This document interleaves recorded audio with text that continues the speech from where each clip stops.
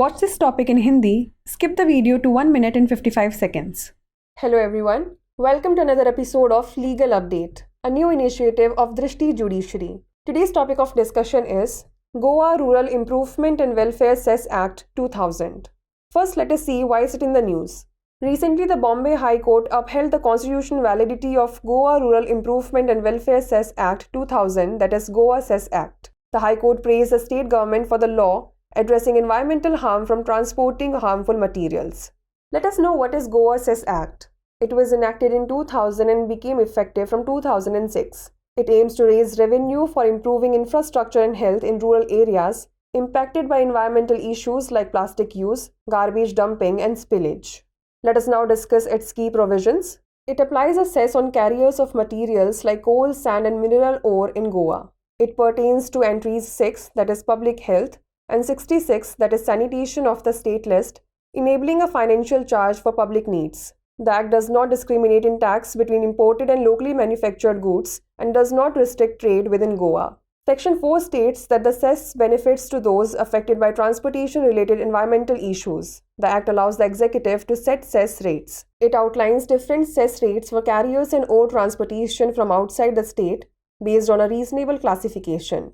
Before we wrap up, here's a question for you. Which entries of the state list are related to the Goa Cess Act? Your options are 24 and 45, 6 and 66, 12 and 35, or 18 and 29. Send the answer to this question in the comment section. Like, share and subscribe for more such content. नमस्कार, दृष्टि judiciary की नई पहल legal update programme में आपका स्वागत है। आज हमारी चर्चा का विषय है गोवा ग्रामीण सुधार और कल्याण उपकर अधिनियम 2000।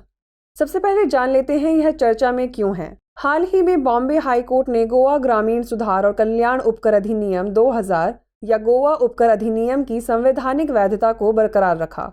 उच्च न्यायालय ने हानिकारक सामग्रियों के परिवहन से होने वाले पर्यावरणीय नुकसान को संबोधित करने वाले कानून के लिए राज्य सरकार की प्रशंसा की। आइए जान लेते हैं गोवा उपकर अधिनियम के बारे में। यह 2000 में अधिनियमित हुआ और 2006 से प्रभावी हो गया। इसका उद्देश्य प्लास्टिक के उपयोग, कचरा डंपिंग और रिसाव जैसे पर्यावरणीय मुद्दों से प्रभावित ग्रामीण क्षेत्रों में बुनियादी ढांचे और स्वास्थ्य में सुधार के लिए राजस्व जुटाना है। चलिए जान लेते हैं इसके कुछ प्रमुख बिंदु।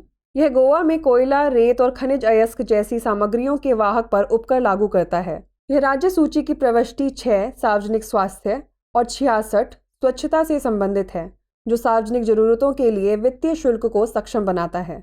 यह अधिनियम आयातित और स्थानीय रूप से निर्मित वस्तुओं के बीच कर में भेदभाव नहीं करता है और गोवा के भीतर व्यापार को प्रतिबंधित नहीं करता। धारा 4 में कहा गया है कि उपकर से परिवहन संबंधी पर्यावरणीय मुद्दों से प्रभावित लोगों को लाभ होता है। अधिनियम कार्यपालिका को उपकर दरें निर्धारित करने की अनुमति देता है। यह उचित वर्गीकरण के आधार पर राज्य के बाहर से वाहकों और अयस्क परिवहन के लिए अलग अलग उपकर दरों की रूपरेखा तैयार करता है। आइए नोट कर लेते हैं अभ्यास प्रश्न। राज्य सूची की कौन सी प्रविष्टियां गोवा उपकर अधिनियम से संबंधित हैं? 24 और 45, 6 और 66, 12 और 35 या 18 और 29? इसका उत्तर हमें कमेंट सेक्शन में ज़रूर भेजिएगा। ऐसी ही और वीडियोस देखने के लिए लाइक, शेयर और सब्सक्राइब करना ना भूलें।